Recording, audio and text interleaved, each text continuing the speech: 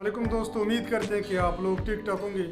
आज की इस पर्टिकुलर वीडियो में थोड़ी सी इन्फॉर्मेशन आप लोगों के साथ शेयर करना चाहता हूं कि गेट्रेल जिसका केमिकल फार्मूला ग्लिमिपिराइड है, इसको हम किन किन हालातों में इस्तेमाल कर सकते हैं, इसका तरीका क्या क्या होता है, इसके डोजेज क्या होते हैं, और साथ साथ अगर आप लोग गेट्रेलम यानी ग्लिमिपिराइड आप लोग इस्तेमाल करते हैं तो इसकी मुमकिन साइड इफ़ेक्ट क्या हो सकते हैं।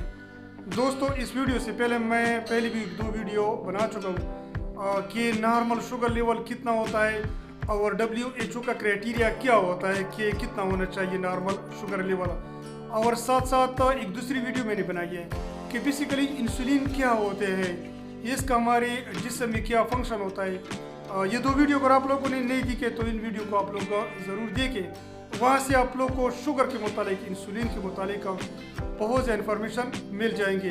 मेरा नाम अब्दुल खालिक खटक है। मैं पिछले 15 साल से मेडिकल फील्ड में काम कर रहा हूँ। वीडियो को शुरू करने से पहले काइंडली मैं एक अर्ज़ करूँगा कि अब तक अगर आप लोगों ने मेरे यूट्यूब चैनल इन्फॉर्मेट्स को सब्सक्राइब नहीं किया तो इसको आप लोग ज़रूर सब्सक्राइब करें, क्योंकि इस यूट्यूब चैनल में आप लोगों को हेल्थ के बारे, मेडिसिन के बारे में और मुख्तलिफ डिजीज़ और कंडीशन के बारे में वक्तन फ़वक्तन बेहतरीन वीडियो आप लोगों को मिल जाएंगे। सबसे पहले मैं आप लोगों को बताना चाहता हूं कि गेट्रेल यानी ग्लिमिपिराइड है क्या चीज़। बेसिकली गेट्रेलम जो 1 मिलीग्राम में भी आते हैं, 2 मिलीग्राम में भी आते हैं, 3 और 4 मिलीग्राम में भी अवेलेबल है मार्केट में। इसका केमिकल फार्मूला ग्लिमिपिराइड है। ये बेसिकली एंटी डायबिटिक टेबलेट्स है। यानी एंटी डायबिटिक टेबलेट्स क्या होते हैं? वो दवाइयाँ या वो मेडिसन जिसको हम किसी भी शुगर की मरीज़ की मर्ज़ को कंट्रोल करने के लिए इस्तेमाल करते हैं, तो उसको हम एंटी डायबिटिक ड्रग्स या टेबलेट्स वगैरह या दवाई वगैरह कहते हैं। बेसिकली गेट्रेल जिसका केमिकल फार्मूला ग्लिमिपिराइड है, इसको हम इस्तेमाल कर सकते हैं शुगर की मरीज़ों के लिए। वो लोग जिनका शुगर लेवल हाई होता है, वो कंट्रोल नहीं होता, तो इस किस्म के मरीज़ों को हम देते हैं कि ताकि गेट्रेल के इस्तेमाल से या ग्लिमिपिराइड के इस्तेमाल से उन मरीज़ों का शुगर लेवल कम हो जाए, मेंटेन हो जाए या नॉर्मल लेवल पर आ जाए।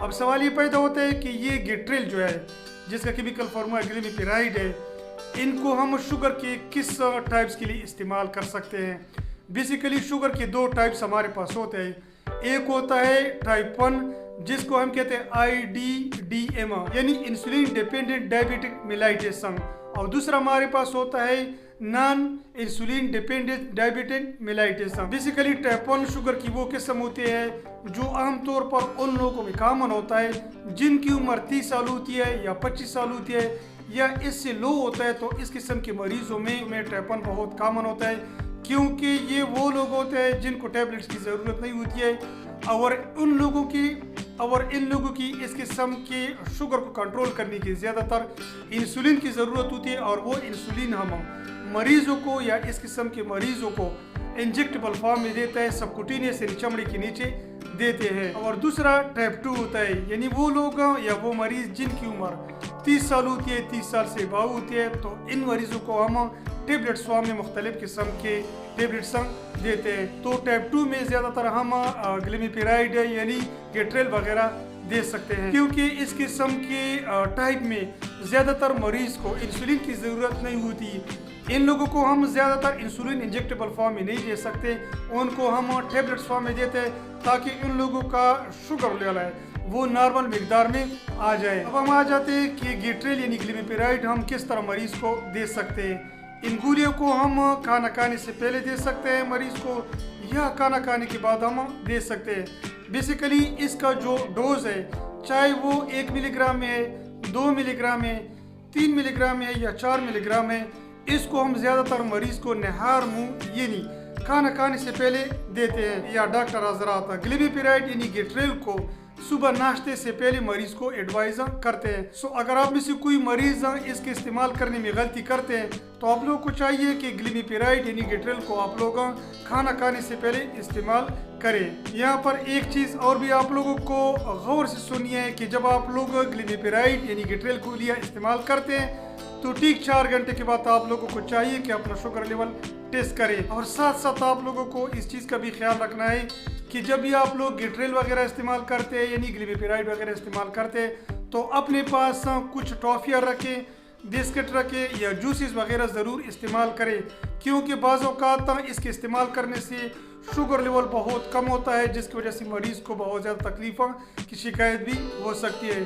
अब आ जाते हैं कि आप लोग गेट्रिल 1 मिलीग्राम, 2 मिलीग्राम, 3 या 4 मिलीग्राम इस्तेमाल करते हैं, तो इसके इस्तेमाल करने से मुमकिन साइड इफ़ेक्ट क्या हो सकते हैं। इसकी जो मेन साइड इफ़ेक्ट है जो बहुत कॉमन होते हैं वो डायरिया की शिकायत हो सकती है, नाज़िया, वोमिटिंग यानी मतली और की शिकायत भी हो सकती है। इसके अलावा इसका जो बहुत ही कॉमन साइड इफ़ेक्ट है वो ये भी है कि इसके इस्तेमाल करने से आप लोगों को हाइपोग्लाइसीमिया यानी शुगर लेवल कम भी हो सकता है, और साथ साथ इसके इस्तेमाल करने से वीकनेस भी हो सकती है, डिजीनेस, सर चकराने या सर घूमने की शिकायत भी आप लोगों में हो सकती है।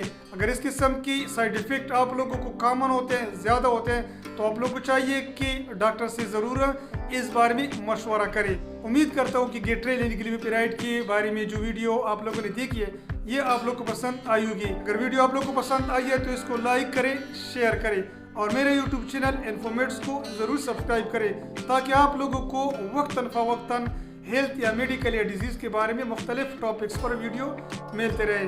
अपना ख्याल रखें, अपनी सेहत का ख्याल रखें। शुक्रिया।